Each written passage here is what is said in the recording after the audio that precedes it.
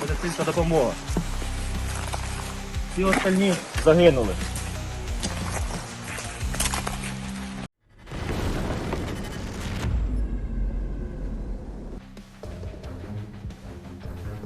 While waiting for North Korean soldiers to come to Kursk and help their Russian counterparts, Ukrainian units have their hands full, preparing the ground for North Korean fertilizer. The Ukrainian 95th Air Assault Brigade eliminated an entire assault group from Russia's 155th Marine Brigade and the Akhmat Special Unit as they attempted to seize Ukrainian positions in the Kursk region. Several Kadyrov fighters were also captured. When Chechen soldiers were previously captured in Kursk, their commander, Apti Alaudinov, denied the reports, claiming they were fabricated by the Ukrainians. He may again dismiss the latest reports as false, but over time, these Chechen soldiers, along with other minorities in the Russian army, may come to realize that they are being used as cannon fodder for Putin's imperialist ambitions. The harsh reality of sacrificing their lives for such goals may eventually make them question whether it's truly worth it.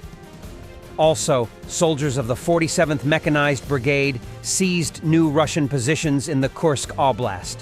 Units of the 47th Mechanized Brigade made a new breakthrough to the Kursk Oblast that borders with Ukraine to support the defense forces operating in the Russian Federation. The operation involved American M1A1 Abrams main battle tanks and M2A1 Bradley infantry fighting vehicles, which engaged the enemy, who had taken up position in the forest. The Russian positions were fired upon with the main armament of the IFV, which consists of a 25mm automatic cannon and 120mm guns of Abrams tanks. In addition, a TOW-2 anti-tank missile was fired to destroy the Russian shelter, and it successfully hit the target.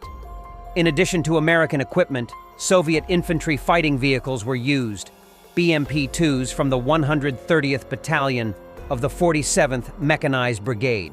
The Ukrainian infantry from the 33rd Assault Battalion was supported by artillery of the 21st Brigade, which covered the offensive units, and military equipment provided direct firepower. Russian positions were shelled with 155mm high-explosive shells and cluster munitions. Due to the use of smoke grenades, the Russians were unable to use their own anti-tank systems. In addition, the smoke prevented them from conducting accurate fire on Ukrainian armored vehicles in general. The capture of Russian positions took place due to the close work of infantry fighting vehicles with tanks and the adjustment of fire from a reconnaissance drone. The forest, where the battle with the Russians took place, is located near the village of Obukivka. Croatia plans to acquire 50 new German Leopard 2 A8 tanks, reports Jutarnji List. Today, Defense Ministers Ivan Anušić and Boris Pistorius will sign a letter of intent in Berlin. Under the deal, Croatia would send 30 M84, improved T-72M tanks, and 30 M80 IFVs, similar to the BMP-1, to Ukraine. Germany will compensate Croatia for these vehicles, reducing the cost of the Leopard 2 A8 tanks. Nice deal for Croatia, Ukraine, and Germany.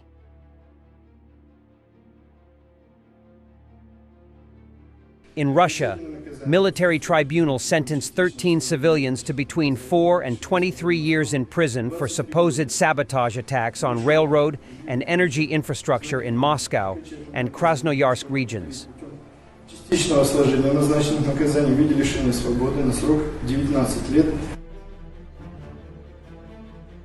Russian warmonger and huge supporter of Putin Oklobystin outlined the Kremlin's intentions. Russia is an empire, and any empire strives for expansion, and there will be no rest for us until Russia establishes its protectorate over the entire planet. This mission was entrusted to us by God Himself, along with the Byzantine coat of arms and the greatness of the Third Rome. That is why we are called the God-bearing people.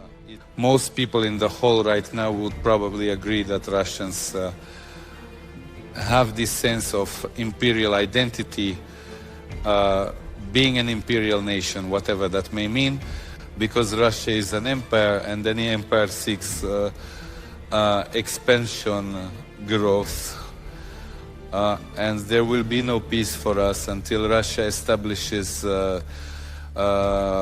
its protectorate over the entire planet.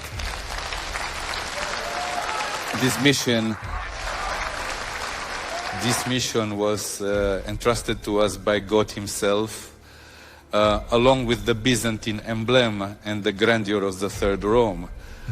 That's why we are called the God-bearing people. This is the dormitory of Russia's largest, most famous, and most expensive university, Moscow State University. It looks incredible. Shared toilets and showers, metal bars. By the way, security at the entrance have rifles. Looks like the students like it. What were dorms like where you studied? The student dormitory at MGU, and our first location is the communal washrooms. Anyone thinking I live in better conditions, you're mistaken. Here I am. The next rough spot is the showers. They are on the first floor and split into male and female. Many of you might be surprised, but they are for communal use. In our building, each floor has this room with bars where you can focus and study. I honestly don't know why there are bars, but no one's held here. There is only one floor with a ping pong table where you can spend your free time. Interestingly enough, our kitchen is open until 1 o'clock at night. In the previous video, I mentioned the bottle located on the first floor. Turns out it's called the reading room. I think it's just the perfect place to prepare for quizzes or exams, especially for those who can't concentrate and do work on their bed. It's very convenient that this place is open 24/7 and doesn't close at night. Each floor has a shared trash chute, and now let's get to the main thing, our bathrooms. Guys, just look at the conditions we're in. I was shocked when I first moved in. The Zaporizhzhia region should become a fortress. The military is building a second and third line around the cities. This was stated by the head of the Zaporizhzhia Regional Military Administration, Ivan Fedorov, RBC Ukraine reports, with reference to his statement during the telethon. The first task that was given was completed by the military in the middle of summer. Currently, we are continuing to build the second and third lines and the defense of the cities of the Zaporizhzhia region together with the military, he said. According to him, the task is to make the Zaporizhzhia region a fortress. I will not reveal the number of defensive lines being built. I will only say that the fortifications that we are currently building are constantly being modernized, the official said. Fedorov gave an example. If earlier the main fortification was shelter from anti-aircraft guns and artillery, now one of the main goals is shelter from FPV drones. So there should be anti-drone nets, etc. Thanks for watching, and don't forget to subscribe. Also, if you want to support Warthog Defense, please become our member and get early access to new videos, exclusive members-only videos, and become administrator in comment section. The membership link is in the description. Rescues every day. We had a guy last week, it's 6 rescues in 6 days. You know, he's doing the job every day.